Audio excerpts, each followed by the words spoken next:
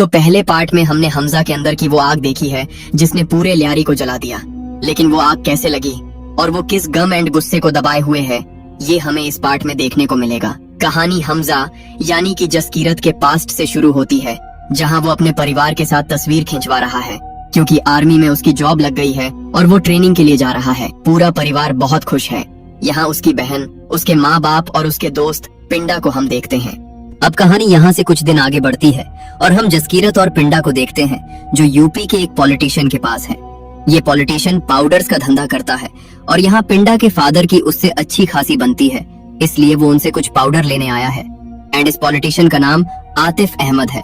आतिफ पिंडा से पूछता है कि तेरे साथ ये लड़का कौन है, तो वो बताता है कि ये मेरा दोस्त है और आर्मी में है। ये सुनकर आतिफ हंसने लगता है। यहाँ पिंडा आतिफ से कुछ हथियार भी ले लेता है। ऐसा क्यों, ये आपको आगे पता चलेगा। यहाँ से दोनों सीधा अपने गांव की तरफ निकल पड़ते हैं और एक घर के सामने आके खड़े हो जाते हैं। दोनों की आंखों में हम खून देखते हैं, जैसे कोई गहरा राज वो छुपाए बैठे हों। पिंडा पूछता है, एक बार दोबारा सोच ले, क्या यही एक रास्ता हो बस? पिंडा कहता है कि यार मेरा सपना था कि तुझे मैं वर्दी में देखूं, लेकिन जसकीरत कहता है कि भगवान चाहेंगे तो वर्दी में अगले जन्म में पहन लूंगा, लेकिन इस जन्म में मुझे परिवार को देखना है। और वो उससे बंदूकें लेके सीधा उस घर में घुस जाता है और एक आदमी से पूछता है कि मेरी बहन कहाँ है? वो आदमी उससे कहता है कि नीचे है। जस्सी बार बार उससे पूछता है, लेकिन वो उसे उलझाने की कोशिश कर रहा था। तभी जस्सी उसे गोली मार देता है और यहाँ से शुरू होता है मौत का नंगा नाच। ऐसा लग रहा है कि जस्सी के अंदर कोई शैतान घुस गया हो। वो एक एक करके सभी को मारे जा रहा था और सभी से पूछता है कि मेरी बहन कहाँ है? ऐसे ऐसे करके वो पूरे खानदान को अकेले खत्म कर देता है। पर आखिरी इंसान उसे बताता है कि उसकी बहन टिल्लू पंप वाली कोठी में है। वो सीधा वहां पहुंचता है और देखता है कि उसकी बहन की बहुत बुरी हालत इन लोगों ने कर दी है और उसे बुरी तरह से मारा पीटा गया है और बांध कर रखा गया है। जस्सी उसे देखकर पूरी तरह से टूट जाता है। वो रोने लगता है और अपनी बहन को गले लगा लेता है। यहाँ से सीन कोर्ट में पहुँचता है, जहाँ हमें इन सब के पीछे की वजह पता चलती है। जस्सी के पिता को एक लोकल MLA/गैंगस्टर ने जमीन के चक्कर में बुरी तरह से मारकर पेड़ पर लटका दिया और फिर जब यहाँ भी उनका पेट नहीं भरा तो उन्होंने उसकी दोनों बहनों के साथ गलत काम किया और बड़ी बहन को बुरी तरह से मार दिया। फिर छोटी बहन को अगवा करके अपने पास रख लिया और अब हमें समझ आता है कि आखिर जस्सी के अंदर इतना गुस्सा क्यों है।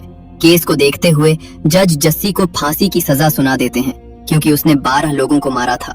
यहाँ से जब वो अपनी माँ से मिलता है और अपने दोस्त से भी। पिंडा उसकी बहन से प्यार करता है और वो उससे उसका ख्याल रखने के लिए कहता है।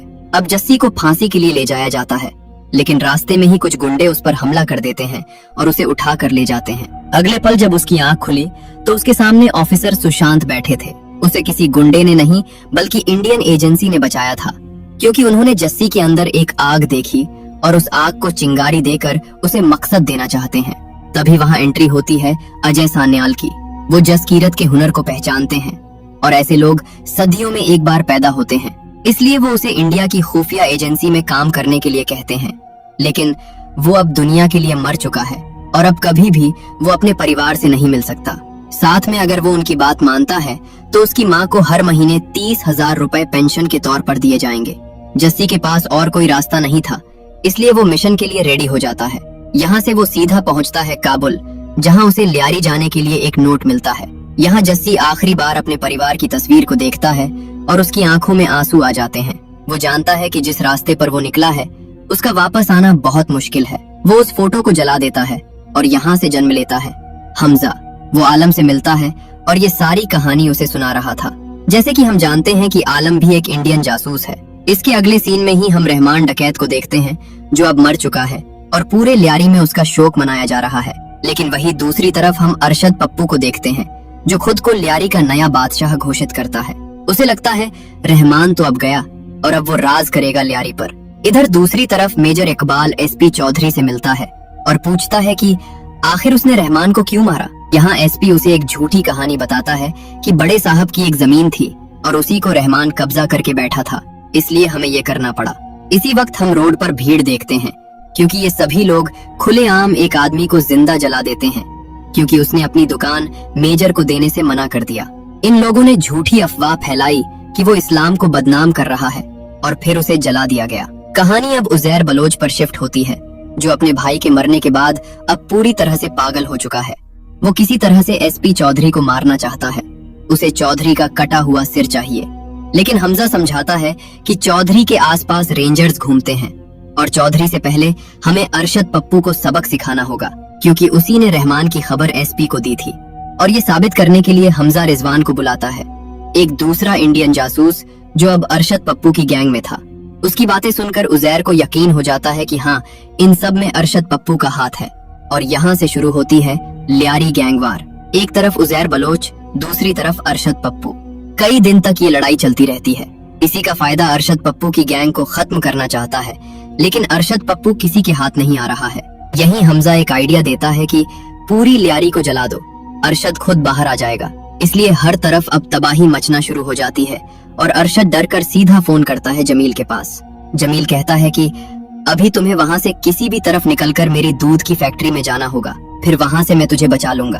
अरशद सीधा फैक्ट्री पहुँचता है, लेकिन वहाँ पहले से ही हमजा और उजैर उसका इंतजार कर रहे थे और वो उसे बुरी तरह से मारते हैं। फिर लियारी की सड़कों पर लाकर सबके सामने उसका गला काटकर फुटबॉल खेलते हैं, जिसे देखकर सभी के अंदर दहशत और खौफ आ जाता है कि अब लियारी का नया बादशाह है उजैर बलोच। लेकिन अब लियारी में हर तरफ लाशें लटकी हुई हैं और इसी से गुस्सा होकर पाकिस्तान का प्रधानमंत्री जमील को खूब सुनाता है कि अब जनता उसका इस्तीफा मांग रही है क्योंकि इतना खून खराबा हुआ है।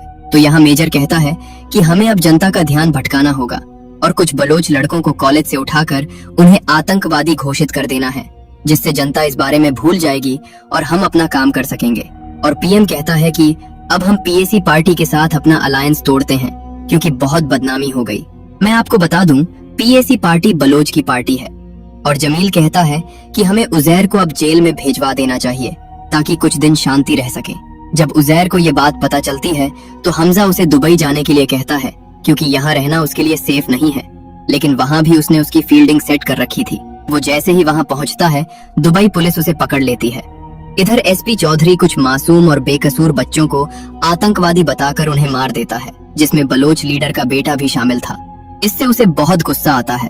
वो इसका बदला लेगा, लेकिन सही समय पर। इधर अब लियारी की गद्दी खाली है और बचा है एक राजा, हमजा। इसलिए वो अब पूरी लियारी उसकी है।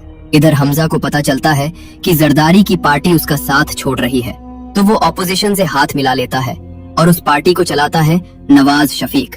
मतलब अब पाकिस्तान की सत्ता पलटने वाली है। इलेक्शन होते हैं और नवाज शफीक की पार्टी जीत जाती है और एक बार फिर अब पूरे लियारी पर हमजा का राज है और इसी के साथ वो बाप भी बन चुका है।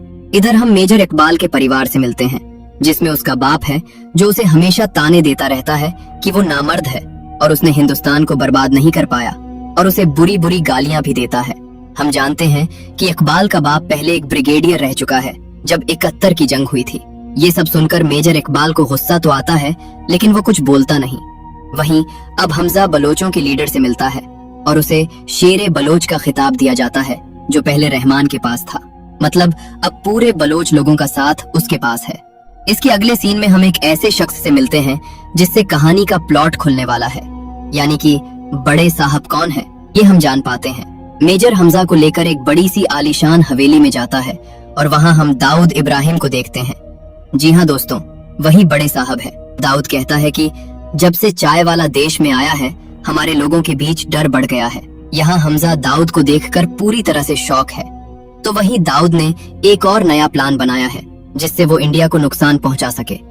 वो इंडिया के इलेक्शन में पैसा पहुंचाना चाहता है ताकि अपने आदमी को जितवा सके और जो मर्जी हो वो करवा सके। और दूसरी तरफ वो इंडिया में पाकिस्तान से लेकर ड्रग्स बेचेंगे, जिससे बहुत ज्यादा मुनाफा होगा और उसी मुनाफे से वो और बंदूकें खरीदेंगे और इंडिया को नुकसान पहुंचाएंगे।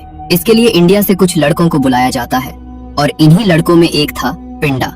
जी हाँ, वही पिंडा, जस्सी का दोस्त। और अब वो पाउडर का धंधा करने वाला है। हमजा उसे देखकर डर जाता है कि कहीं वो उसे पहचान न ले, लेकिन वो नशे में होने के कारण उसे पहचान नहीं पाता। इन्हीं सब के बीच हम जहूर मिस्टी को देखते हैं। जी हाँ, वही आतंकवादी जिसने प्लेन हाईजैक किया था इंडिया का और वो बचकर वापस पाकिस्तान चला गया और आज वो पाउडर का धंधा करता है। अब इन्हें पता चलता है कि सारा माल बेचने पर 150 करोड़ का फायदा होगा, जिससे ये बंदूकें खरीदेंगे। इसी खुशी में रात में पार्टी रखी जाती है और यहाँ पिंडा हमजा को बाथरूम के बहाने साथ में ले जाता है और खुलता है एक राज। वो हमजा को पहचान गया था कि वो उसका दोस्त जस्सी है। उससे पूछता है, तुझे घर की याद नहीं आई? वापस नहीं आया तू? हाँ, मुझे तो पहले ही शक हो गया था कि तेरी माँ के अकाउंट में 30,000 आते थे हर महीने। यहाँ हमजा उसे समझाता है कि उसे ये डील नहीं करनी चाहिए क्योंकि इससे बहुत लोग मारे जाएंगे। लेकिन पिंडा कहता है कि तू मुझे सिखाएगा? तू तो खुद एक आतंकवादी बन चुका है। और इसी चक्कर में इन दोनों में भिड़ंत हो जाती है और पिंडा मारा जाता है। अब अगर बाहर सबको पता चला कि वो मर चुका है तो सबका शक हमजा पर जाएगा, इसीलिए वो चुपचाप बाहर आ जाता है। लेकिन थोड़ी ही देर में शोर मचता है और हम पिंडा के पास आलम को देखते हैं। जी हाँ दोस्तों, उसने सारा इल्जाम अपने ऊपर ले लिया। लेकिन एसपी पूछता है कि आखिर उसने ऐसा क्यों किया, तो वो कोई जवाब नहीं देता। इसलिए वो समझ जाता है कि वो एक हिंदुस्तानी जासूस है। और जब ये बात हमजा को पता चलती है कि आलम पकड़ा गया तो वो उसे गोली मार देता है, क्योंकि इससे अब उसका राज खुल सकता है। और वजह बताता है कि वो उसके घर में आके खून खराबा कर रहा था, इसलिए उसने उसे मार दिया। लेकिन ये बात कहीं न कहीं एसपी चौधरी को खटकने लगती है, इसलिए वो अपने साथी से कह के हमजा पर जासूसी करने को कहते हैं। और ये सब बातें दूर से यलीना सुन रही थी। वो भागते हुए रूम की छानबीन करने लगती है और तभी उसे हमजा की डायरी मिलती है जिसमें उसके सारे राज छुपे थे। ये देखकर वो भी समझ जाती है कि हमजा एक जासूस है। और जैसे ही वो आता है उसके ऊपर बंदूक तान देती है और सच बताने को कहती है। अब यहाँ हमजा फंस चुका है, इसलिए वो उसे सब सच बताता है और कहता है कि उसका असली नाम हमजा भी नहीं है। और तुम्हें क्या लगता है कि यहाँ पाकिस्तान में सब सही हो रहा है? यहाँ भी तुम्हारे लोग बेकसूरों को मार रहे हैं। और ये सब सुनकर यलीना उसे माफ कर देती है और उसे ये भी बताती है कि एसपी चौधरी को अब उस पर शक हो चुका है। ये सुनते ही हमजा समझ जाता है कि अब तो बेटा एसपी की फील्डिंग सेट करनी होगी। और वो सीधा पहुंचता है बलोच लीडर के पास जो पहले से ही एसपी के पीछे पड़ा है। वो उसे सारा प्लान बताता है कि कल उजैर बलोच वापस पाकिस्तान आ रहा है और एसपी उसे मारने वाला है। इसी बहाने रास्ते में हम उसे बम से उड़ा देंगे। अगला दिन आता है और एसपी के पास हमजा का फोन आता है। वो उससे कहता है कि जिस रास्ते से आप जा रहे हो वहाँ कुछ बलोच के लड़के खड़े हैं, इसलिए आप दूसरे रास्ते से जाओ। लेकिन एसपी तो पहले से ही जानता है कि हमजा उसकी फील्डिंग सेट करने वाला है, इसलिए वो अपनी जगह एक जूनियर को भेज देता है और खुद किसी और रास्ते से निकल जाता है। लेकिन वो भूल गया है कि हमजा उसका भी बाप है। जैसे ही वो गाड़ी लेकर निकलता है एक लड़का उसका पीछा करने लगता है और जैसे ही वो हाईवे पर पहुंचता है वो अपनी गाड़ी उससे भिड़ा देता है, जिससे एक बहुत बड़ा ब्लास्ट होता है और एसपी चौधरी का दी एंड हो जाता है। मतलब कि एक और पत्ता साफ हो चुका है। यहाँ एसपी की मौत से सभी उदास थे, खासकर उसका जूनियर जिसे वो हमजा के पीछे लगने को कहा था। और वो अब अपनी खोजबीन और तेज कर देता है। इधर उजैर बलोच वापस पाकिस्तान आ चुका है और उसे 12 साल की सजा सुनाई जाती है। और हमजा उससे कहता है कि उसे कुछ दिन की मोहलत चाहिए, फिर वो उसे बाहर निकाल लेगा। लेकिन हम सच जानते हैं कि वो ऐसा कभी नहीं करेगा, क्योंकि उसे ल्यारी पर राज करना है। सबको सेटल करने के बाद वो पहुंचता है दुबई अजय सान्याल से मिलने और उसे बताता है कि पाकिस्तान 60,000 करोड़ की फेक करेंसी इंडिया में भेजने वाला है और हमें जल्दी ही कुछ करना होगा। अजय सान्याल समझ जाता है कि अगर कुछ नहीं किया तो इंडिया में तबाही मच जाएगी।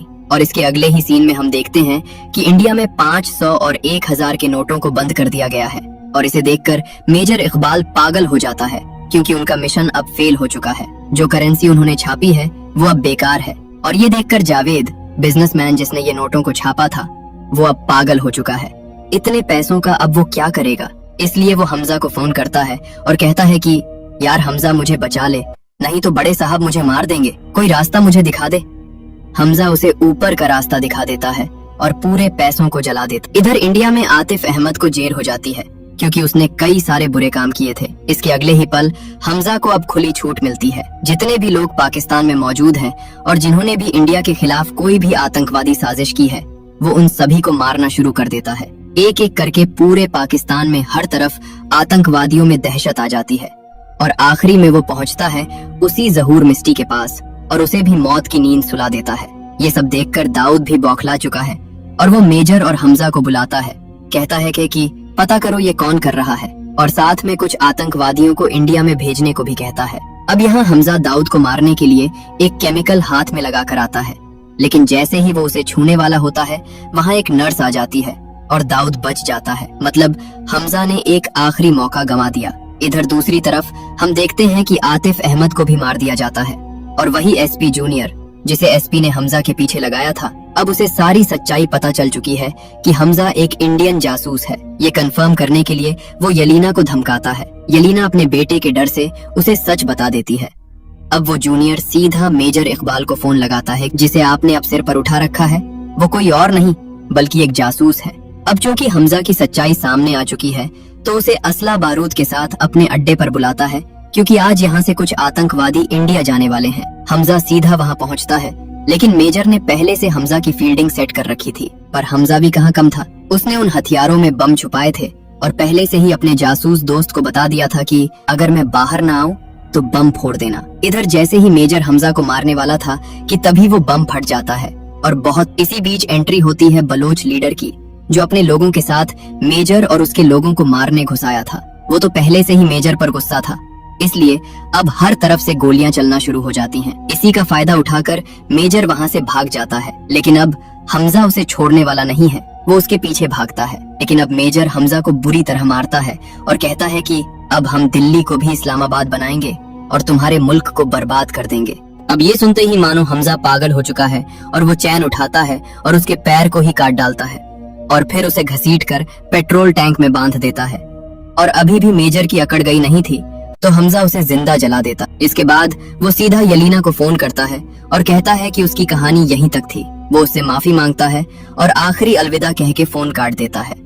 लेकिन तभी वहाँ एंट्री होती है ISI की और अब वो हमजा को पकड़ लेते, उसे बुरी तरह टॉर्चर करते हैं और पूछते हैं कि तेरे बाकी एजेंट कहाँ हैं? लेकिन हमजा मुंह नहीं खोलता। लेकिन इसी पल ISI चीफ के पास अजय सान्याल का फोन आता है और वो हमजा को छोड़ने के लिए कहते हैं, पर ISI वाले तो उसे छोड़ने से रहे और अब वो दुनिया के सामने बताएंगे कि उन्होंने एक हिंदुस्तानी एजेंट पकड़ा है जिससे इंडिया की बदनामी होगी। तो यहाँ अजय सान्याल अपनी चाल चलते हैं। वो ISI चीफ को एक वीडियो भेजते। वीडियो में चीफ इजराइल के मंत्रियों से मिलने गया था और उन्हें पैसों के बदले कुछ जानकारी दे रहा था।